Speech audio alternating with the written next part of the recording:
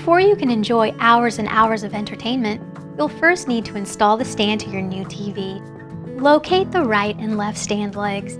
The stand legs, as well as your TV, are marked with an R and an L to ensure you install them to the correct side of your TV. Take either stand leg and insert the leg into the slot of the corresponding side. Gently push it all the way in until it locks into place.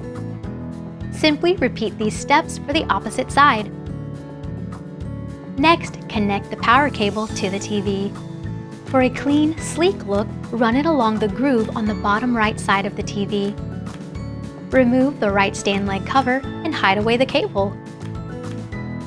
Carefully place the cover back on when finished. Now, with the help of a friend, move your TV into place. Plug in your television and you're ready to go. You can now safely remove the black protective pads. Enjoy exploring your new TV.